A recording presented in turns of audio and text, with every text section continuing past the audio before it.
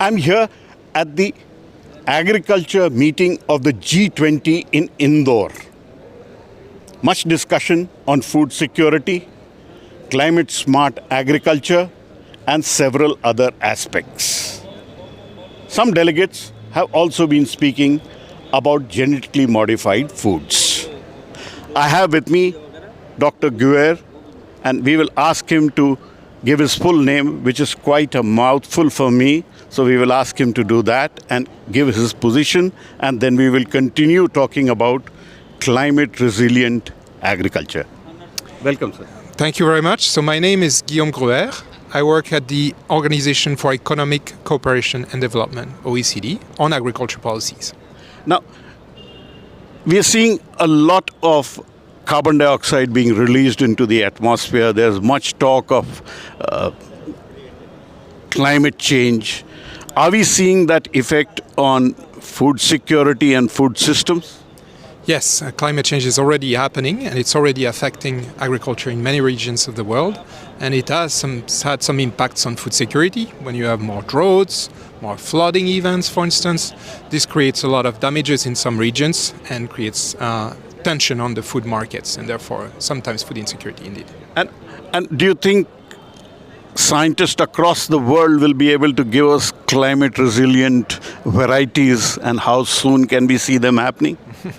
They've been already working. There's a lot of research institutions internationally that work on better varieties, and also nationally and even at the state level in India that work at crops that can, for instance, be resilient to droughts or to extreme events. And so I'm pretty sure it's going to continue. The problem is it takes time to get to the technologies that will work and that will be adopted by farmers. So therefore, you need to wait a little bit, and some of them are being tested, and it also takes time before it's tested and used.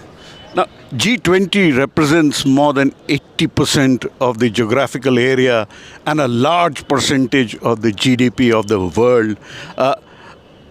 What has been the tone and tenor of the discussion on agriculture in this G20 meeting?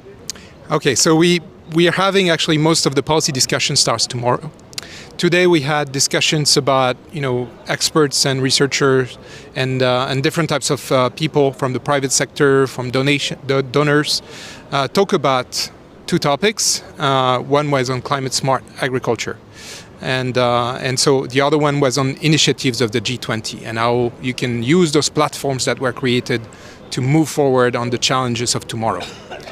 So what do you think would be a consensus? Would the leaders in G20 agree to put more money into agriculture research?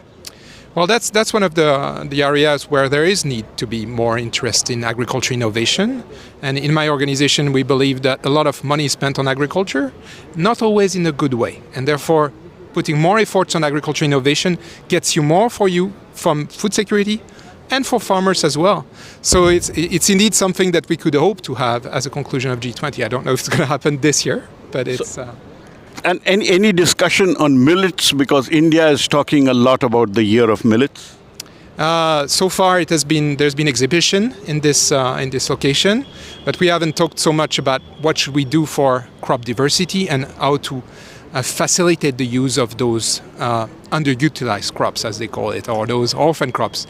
Put more research intention, put more markets on those. That's something that's going to be discussed in the next couple of days, I think. Yeah. So that was a very high-level specialist talking about how climate resilient, climate smart agriculture is the need of the hour as we go ahead and as the world warms up. And G20, with its big muscle power and geographical reach, can certainly make a difference. From Indore, Pallav Bagla.